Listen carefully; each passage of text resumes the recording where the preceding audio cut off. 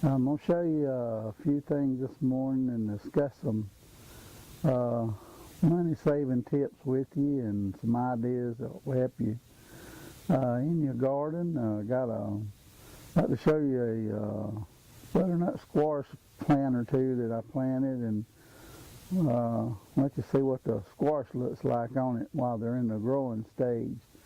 So stick with me and I'll be right back. These are the butternut squash that I planted a couple of weeks ago, and I got these seeds out of a butternut squash that I bought at a local grocery store, and I'll show you that's what them jokers look like when they're growing. This plant has quite a few on there.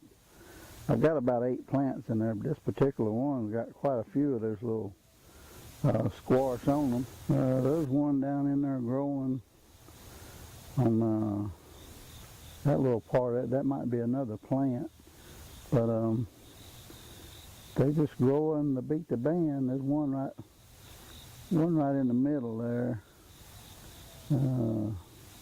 About can't see him because he's hiding, but anyway, that's what you can do to save some money. Just get some of the seeds out of some of these. If you using butternut squash in the winter, might be a good idea to save a couple of seeds. Might can get you something out of them. Those tomato plants that I got there, I planted them from seed. Those are big beefs, and they got some flowers coming on. And I'm hoping to get some before November, before it gets real cold. That little plant there in the front, that's a cabbage. I planted him from seed too. And it's growing pretty good as well. Anyway, I don't know if I'll get anything off them big beefs, but I'm going to give it a try. That's just some things that I got going on in my garden. Got those seeds from the, like I said, I got them seeds from up here at the grocery store for those butternut squash, and they seem to be doing real well. I didn't think they'd grow, but hey, they're doing all right. It looks like I have some butternut squash. I got some things here I'd like to show you. This Miracle Grow I got in my hand, that's a new box, and I got one other one in the house I've been using.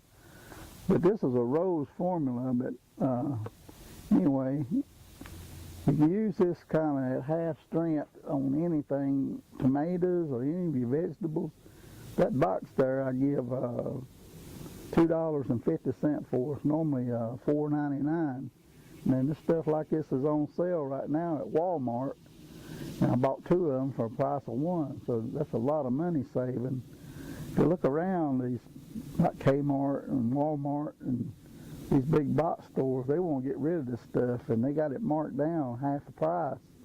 And you can save yourself a lot of money if you just look around. Another thing that'll help you out is like a calendar.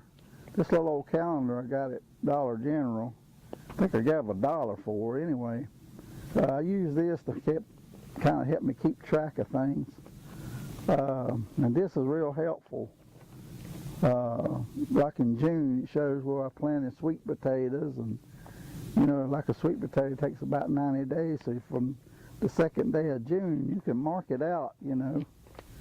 And you can go online and look up when your planting days are, and you can mark them on your calendar when you can plant.